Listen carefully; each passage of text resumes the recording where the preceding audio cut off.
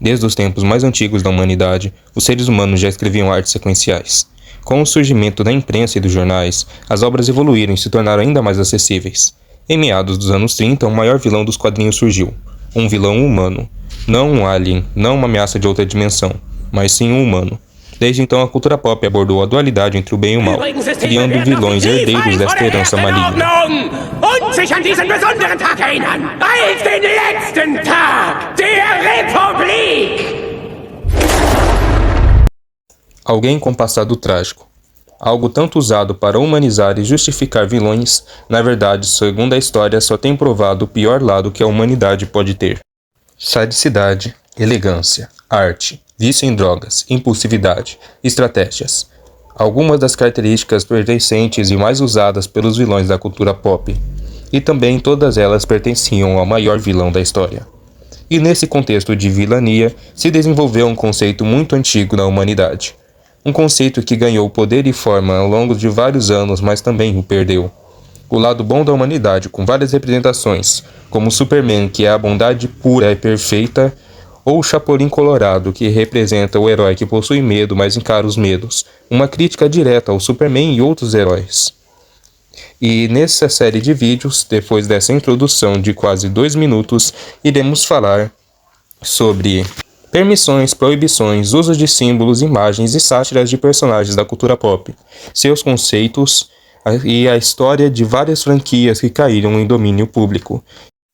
Começaremos hoje com uma das franquias mais conhecidas, a Casa das Ideias, mas não estou me referindo a Marvel Comics, mas sim a sua ancestral, pouco conhecida e difundida no meio da cultura pop, a Timely Comics.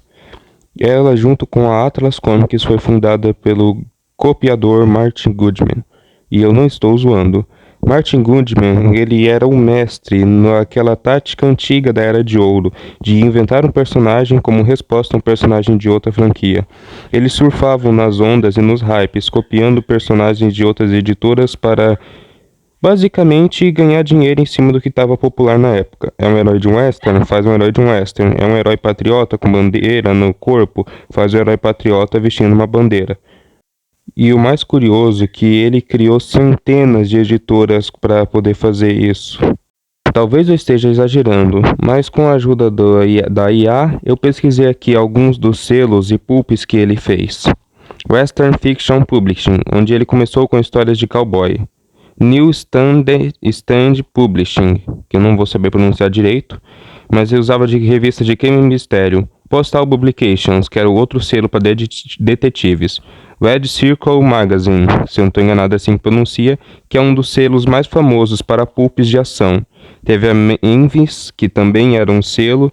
Teve o Official Magazine Corp. E além de outros selos, tivemos a Time, que todo mundo lembra, que se tornou a Marvel Comics, a Atlas, a Animate Comics, que era um selo obscuro de quadrinhos engraçados que tentava copiar a Disney e os Looney Tunes, Miss America Publication, entre outras e outras e outras e outras. Basicamente, essa era uma estratégia da época de contornar os impostos. Quando uma empresa era muito pequena, ela pagava menos impostos. Quando você tinha várias empresas pequenas, era mais dinheiro entrando e menos dinheiro saindo por causa dos impostos. O mais curioso é que alguns dos personagens, como Capitão Battle, que eram personagens que foram copiados uns pelos outros nessa época, mais tarde faria parte de mockbusters, filmes que eram criados para confundir os pais na hora que iam nas locadoras comprar filmes, que ao invés de trazerem o Capitão América, traziam o Capitão Battle. Perdão pelos ruídos no áudio, mas eu não tenho muita capacidade para gravação de quaisquer coisa. Mas vamos aos fatos na época. Naquele período, a cada 28 anos, você tinha que renovar os direitos sobre o personagem que você desenvolveu. Entretanto, com o labirinto que tinha na época, que não só Martin Goodman, apesar dele ser o principal, mas várias outras empresas criavam através dessas quantidades absurdas de editoras, basicamente você não conseguia renovar a maioria, fazendo com que muitos personagens desse período acabassem caindo em domínio público. Personagens que veremos nos próximos vídeos desta série. E por que eu decidi trazer esse tema? Basicamente, estou querendo homenagear esses criadores através de um quadrinho feito por fã. com minha péssima habilidade de desenho e minha capacidade de desenvolver histórias medianas. E estou estudando para poder melhorar e conseguir adaptar certos personagens que eu acompanhava quando era pequeno, que eram de domínio público, dentro das regras de domínio público dos Estados Unidos. E lá nos Estados Unidos, se você renovou no cerca mais ou menos 76 ou no cerca dos anos 70 o direito dos seus personagens, como várias empresas fizeram, como a Bonelli Editory do Sérgio Bonelli, creio que seja mais ou menos esse o nome, isso não está no roteiro, esse comentário que estou fazendo agora. Mas basicamente, se você renovava, você entrou nas novas leis. E as novas leis colocam que após 95 anos da publicação original, aquela versão original e apenas a versão original daquele personagem vai entrar em domínio público e ser um patrimônio da humanidade. O que isso significa? Significa que 95 anos após a criação do Capitão América, o Capitão América entra em domínio público. Não dos filmes do cinema, nem dos quadrinhos dos anos 2000, mas sim a versão da Era de Ouro, aquela versão específica do personagem. Ok, agora sabemos que há personagens que podem ser usados, mas e os personagens que não podem? A Marvel permite obras de fãs? Bom, a lei de fair use, de uso aceitável, creio que eu tenho pronunciado direito, se alguém fala inglês aqui eu devo estar passando vergonha, mas essa lei basicamente permite as coisas da seguinte forma: quem cala consente.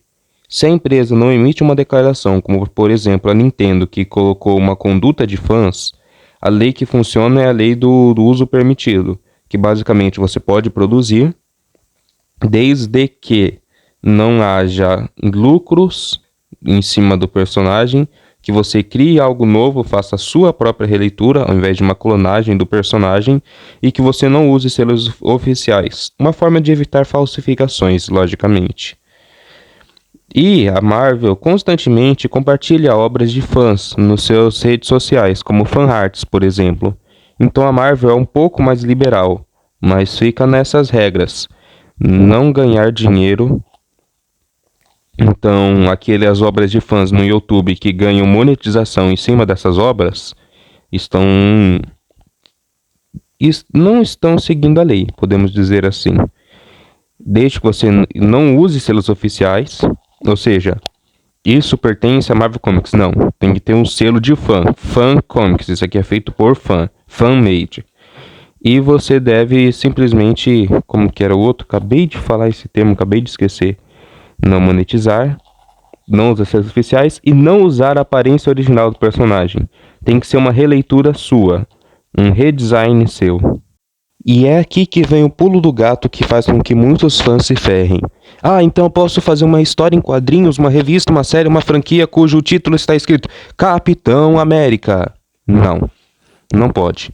Porque Capitão América muitas vezes se torna um selo de publicações de quadrinhos oficiais. E você lembra da regra de não poder usar selos? Aqui vem um alerta.